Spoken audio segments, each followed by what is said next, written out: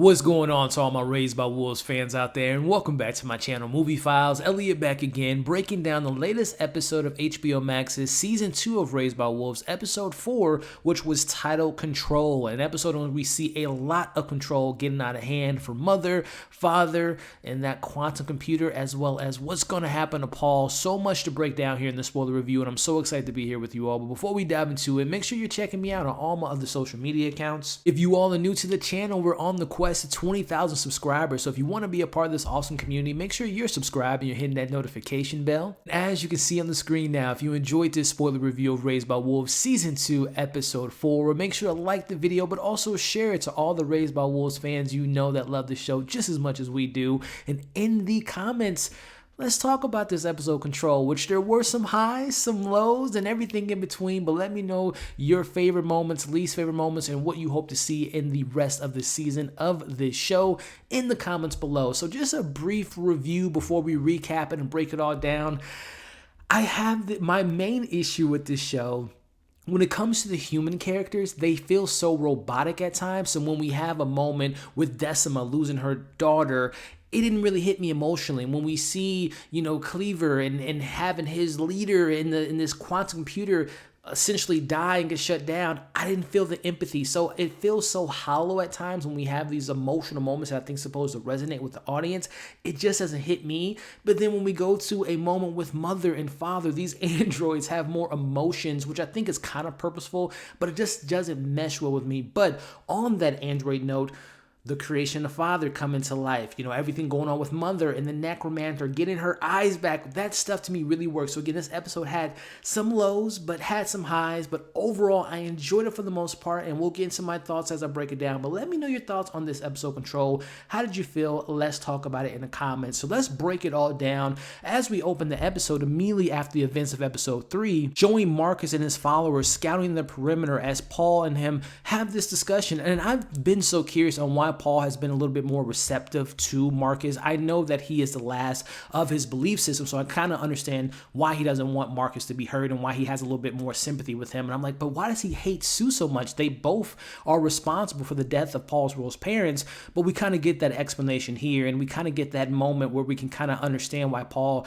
is so compassionate towards Marcus and why he has that hatred towards Sue. It's because of her disbelief and how she doesn't believe in soul, versus obviously that's the opposite for Marcus. So for me, it was nice to hear that from Paul, because I was just so curious on why he has this much hatred towards Sue, but it all kind of boils down to faith. And if you all know how I feel about Paul and Campion, it's just a matter of time for that civil war to happen. Even though we're under the impression that Paul is dying, I think he's going to be fine, because he's going to be a pivotal character, not only in this season, but for future seasons ahead. But speaking of Paul, I didn't expect him to come to that close to death, as we see, which that quantum computer, I guess the apple doesn't fall too far away from the tree, referring to the quantum computer in the ruthlessness of what he's willing to do to take out this terrorist.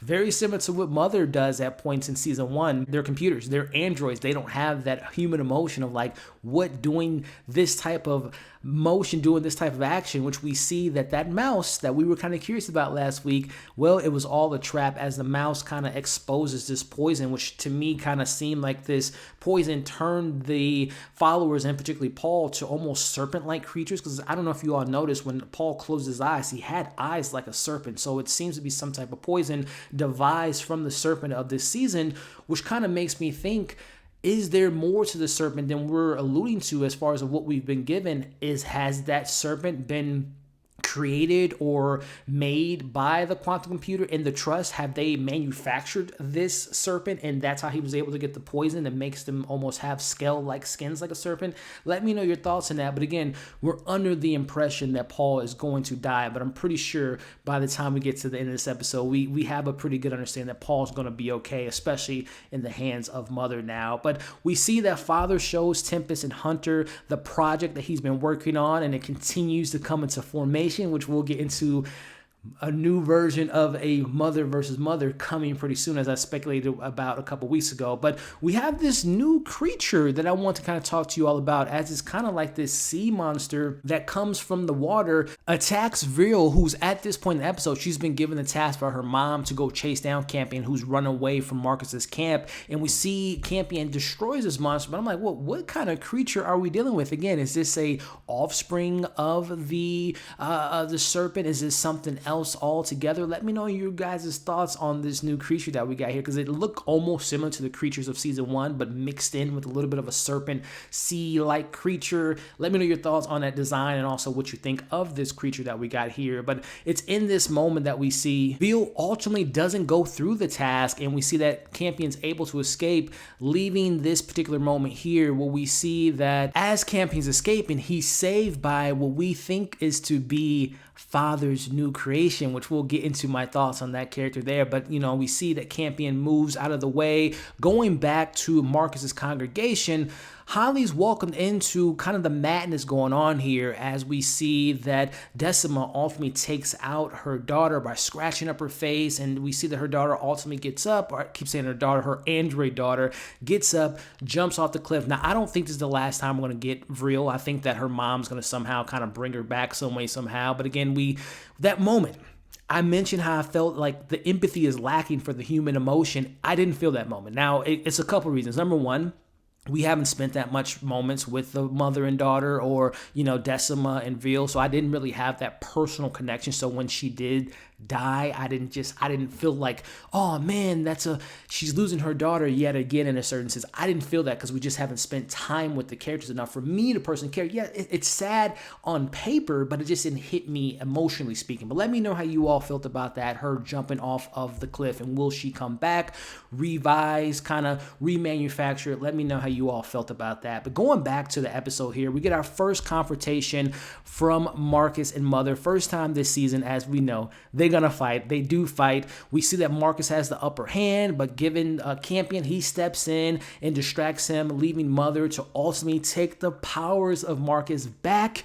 She gets her eyes back, and the Necromancer is back. I love that moment there, because I love that design and just how badass a Necromancer is. So she's ready to go back to the trust, and she's demanding and requesting, you give me the antidote to save Paul. They agree to disagree. They don't want to give her the antidote. They're shooting and leading the orders from the quantum computer to destroy the Necromancer, but she's taking them out extremely easily. We know how much ease she has in taking out anything in front of her, especially when it comes to the children.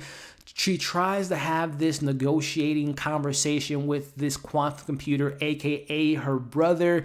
Things don't work out, and yet again, we lose a pretty big character. I'm assuming that the quantum computer will be somehow rebooted, but as of right now, it's off the table, leaving Mother in control of the humans on this tropical zone. And they're like, we don't want any more leadership, especially from another machine. And Mother vows and assures them, I don't want to control you. I don't want to have take over your powers. I want to kind of coexist with one another. We'll see how much that's going to last and how much truth is in that, because she has her eyes back, and we know how Mother likes control, and the machines ultimately be in control of these humans in this kind of futuristic world. So let me know your thoughts on, can she keep her promise? But as we wrap up the episode here, we see, speaking of power, powerless Marcus is given the task to talk to his congregation, because he's obviously defeated at this point, and this relationship that has been developed between him and Decima seems to be fractured, because he sees that his power is no longer there. So how much longer will his congregation believe in him without him having his eyes? Wrapping it up, we see Father goes to check in on his creation. He's under the assumption that Mother just ultimately took it out, destroyed it, got rid of it, but no, he opens the door to find his creation in its full glory. This ancient android is fully arisen. We know that was the same android that saved Campion. And now, as I speculated about weeks ago, is Father going to use this new ancient android to take out Mother? Because he's now under the impression that Mother has taken out this quantum computer. She's brought back the serpent. We know that how much history they have. Will he use this android to take out Mother, who's now having her full control, her whole power, which is the stuff I loved about this episode, the dynamics of power. mother getting her power back, father getting his power back in a sense by creating this new creature here, or I should say this old ancient android, and what that power dynamic is going to look like moving forward. So there is a lot of goodness that I liked about the episode, but also, like I said, going back to my criticisms, the Decima veal kind of death and, Cleaver seeing his leader in the machine going down, that stuff just didn't hit me. But it does leave me to wondering, mother versus android, creature, creation, ancient android, that seems to be pretty promising. But let me know what you all thought about the episode. Again, your highs, your lows, your pros, your cons, favorite moments, least favorite moments. What do you hope to see in the weeks ahead? Let's talk about it in the comment section. If you stuck around to the point in the review, I appreciate you. Before you leave, make sure to like, share, comment, subscribe to the channel if you haven't already. Come and join this community. I will be back talking about the next episode next week. But in the meantime, thank you all again. Hope you're staying safe. Subscribe to my channel. Check out my other content. We'll catch you all on the next video.